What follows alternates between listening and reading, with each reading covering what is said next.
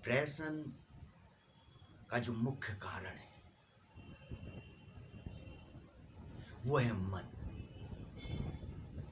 जब हमारा मन हमारे ही वशीभूत नहीं रहता है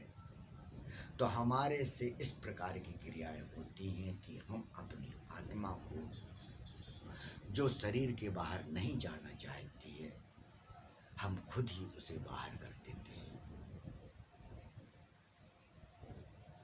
इसकी उत्पत्ति जो होती है वो होती है नीचे से, यानी हमारे नीचे के चक्रों से।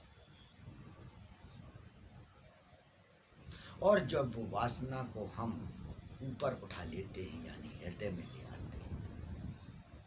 तो वो नकारात्मक रूप में आती है, क्योंकि हमारा जो ध्यान है वो पूरा नीचे के चक्र में स्थित है और वो ऊर्जा ऊपर आ गई है, नीचे अपनी तरफ ऊर्जा खींच रही है, ऊपर आप उठा रही है। जब इन दोनों के बीच द्वंद्व युद्ध चालू हो जाता है, अर्थात जब स्वाधिष्ठान चक्र और हृदय चक्र के बीच जब युद्ध चालू होता है, तब हमारे मन में इस प्रकार की क्रिया होती है कि हमारे विचार ऐसे आने लगते हैं कि ये दुनिया हमारे लिए उचित नहीं है, हमें इससे अच्छी जगह जाना पड़ेगा। और वो अच्छे की खोज में हम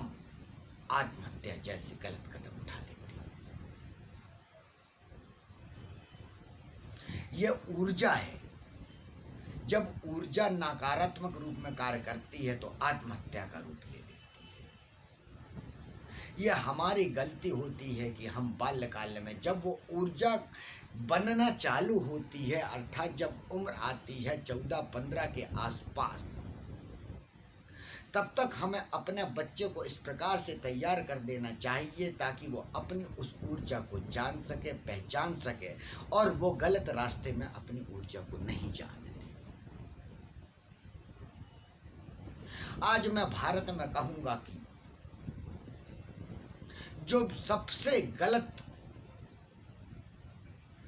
विचारधारा है वो यही गलत विचारधारा है कि हमारी ऊर्जा का रूपांतरण गलत दिशा की ओर जाने लगा है, क्योंकि हम उस बच्चे को पहले हम उस ऊर्जा के रूप में बताते ही नहीं है, उस ऊर्जा को समझाते ही नहीं है कि बेटे तुम्हारे शरीर में एक ऊर्जा आना चालू हो गई है, इस ऊर्जा को तुम्हें संभालना सीखना है। जब हमारे पास कोई चीज अचानक आती है तो हम भड़बड़ा जाते हैं, हम उसे संभाल नहीं पाते। और यदि हम पहले से तैयार हों कि कोई शक्ति हमारे पास आने वाली है तो हम उसे अच्छी तरीके से ही पहले से रूपांतरित करना, उसको सही दिशा में ले जाना सीख लें। मैं आप सभी से निवेदन करूंगा कि अपने बच्चों को ये जानकारी जरूर दें जो आपके माँ बाप ने आपको नहीं दी, क्योंकि वो समय था ऐसा कि शायद इस चीज को बताना सही नहीं कहा जाता था।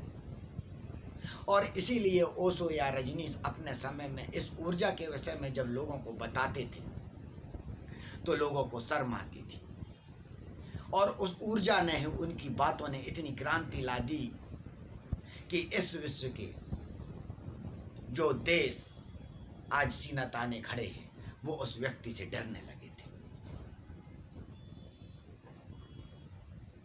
क्योंकि ओशो चाहता थे कि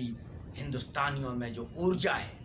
वो ऊर्जा गलत दिशा में न जाकर सही दिशा की ओर जाए।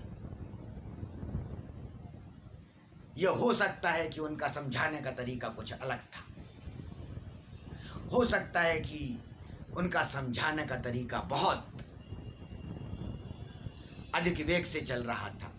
उनकी मानसिकता शायद अमेरिका, जापान या रसिया की तरफ जा रही थी, वो पूरी विश्व को देखकर बोल रहे थे। आज हम उन विश्व के उन कंट्रियों के बराबरी में खड़े हैं, तो हम आज उस ऊर्जा के विषय में वार्तालाप कर सकते हैं, उस ऊर्जा के विषय में समझ सकते हैं। जो वीर ऊर्जा का कार्य है वो बहुत ही इस प्रकार से है जैसे शिव। उस ऊर्जा का अंतिम सत्य जो है वो है शिव, कि उस ऊर्जा में इतनी शक्ति है कि वो व्यक्ति को मनुष्य से शिव तक बना सकने की क्षमता रखती है।